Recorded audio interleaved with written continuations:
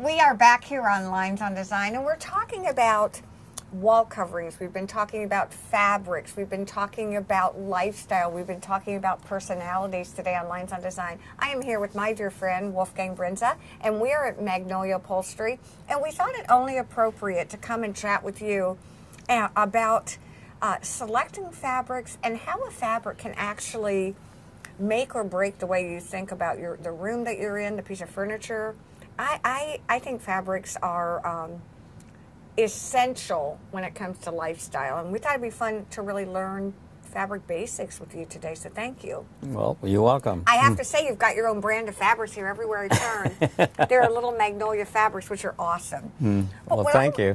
What I want to do is talk about fabrics and upholstering and when to buy new, when to upholster. Tell me your thoughts on that. Well, I always recommend to people to go out shopping. Okay. And compare, and I always tell people, quality is determined by lengths of service. Okay. So we're quality people, aren't we? we never. Yeah, exactly. So, and also, what are you going to use it for? All right. If it's for a family room, if it's for a rental property, yes. If it's an antique piece, or something that has a lot of memory attached to it, there's a lot of things to take in consideration, and I always tell people to make the best choice for themselves because they have to live with that piece of furniture, not me. Well, exactly, and I think when we're talking about people downsizing, and we're talking about people with, I know at least I have pieces of furniture that I absolutely love. I have a sofa that was a really expensive sofa, beautifully made. I got, 25, 30 years ago. And rather than I cannot replace the quality of that sofa for what it costs to recover. And I love it. Why is it appropriate then to recover? It's not always inexpensive. Most of the time, reupholstery ends up more expensive than purchasing. Because, they do hundreds of them in the assembly line, as environment. We do one piece at a time. Correct. We go to the customer's home, we pick up, we deliver, we stand behind it. There's advantages and disadvantages. And I ask everybody to decide what's best for themselves, not what's best for me. Yes, I love to sell you fabric. Yes, I love to do the reupholstery. But if it's not to your liking, I need you to exactly promote my business to other people. Referrals. The majority of our business is referral or repeat. Okay. It's a majority. I do get some business out of advertisement, but being here for 25 years now. Yeah, everybody knows Wolfgang. So, it's not your everyday name also. So we're going to talk today a little bit about when it's time to recover a piece. How do I know how to choose the fabric? What is the process that you go through with customers that walk in? Well, because I know I'll find a fabric and go, oh, that's gorgeous, and you're like, no. Well, again, it comes to what's it going to be used for. Okay. If you use it every day, or if it's used, 4 times a year for the holidays, and what you want to do is look for. Yeah, the only way I fabrics. can tell how well a fabric will wear, there is on most fabrics you can find out what the double rubs are. Oh, yours is 15,000. 15,000. Mine is 50. So this one would be good for residential use. This one would be good use, ideal for commercial use. Okay, 15,000. What is a double rub? It's a test that's performed at the factory. Okay. And they provide you the data how well the fabric will wear. It's the only way I can tell by how well a fabric can wear. By touching it and all of that, I can guess at it. Okay. But the only thing is I can go is by the data that they provide for. So let's say we use this for a residential piece. With 15,000 double rubs, Does that mean it's more expensive, less expensive? That has really no Nothing to do with it. impact on the Okay. price that I know of. Okay, I mean it's just the data that is provided by the manufacturer. Okay. And they stand behind it. But I mean, other than that, I mean I can't provide you with anything else. And if it's for a family room where kids jump up and down, you might want to use for a commercial grade this one. Okay. versus this. Okay, if it's rental property, you might want to go for this. But if you only use it 4 times a year, or not that often, I mean, this will wear very well. All right, okay? here's the psychologist question coming out in me. When a customer comes in and you watch them looking at all these fabrics, can you tell a bit about a person by the fabric that they choose? Not really. Oh, really? Not really. Okay, I mean, 'cause I choose monkeys and giraffes and- Yeah. Well, people come with unusual requests, and sometimes we try to, fill them. Sometimes we can't, because I mean, if you look for a fabric with golfers on it, True, you're going to assume the guy there is a golfer. right? Yeah. So. And yet, for me, for design, I think it's really funny. Whenever I meet a customer or a client for the very first time, I do look at what they're wearing, because very often that gives me a clue as to what colors they really like.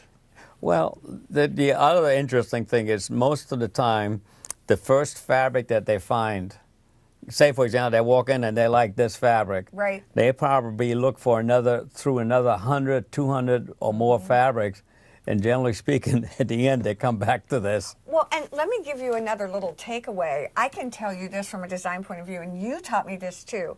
You can do analysis to paralysis when you're looking at a fabric, and you can say, gosh, this is perfect, but this little blue right here I don't really love. And you taught me a long time ago, no, step back and get a big picture, because that's really what you're going to look at when you Right. when you look at these. I wanted to look and see what the double rubs. I'm into double rubs. This is only 9,000 double rubs. Yeah. As opposed to 50,000. Right. So what can I expect? It would just pick? No, it probably most likely the high spots or something Okay. like that will wear off. I mean, something like that would be good in the kids' room possibly for some pillows and so on. Oh, that makes a lot of sense. Yeah. Talk to me, if you will, about Sunbrella. I see a lot of outdoor fabrics being used indoors. It's not like the old days, is it? No, you have a lot These more pretty- choices in outdoor fabrics these days, okay? The only difference between outdoor fabrics is not the price, really. Okay.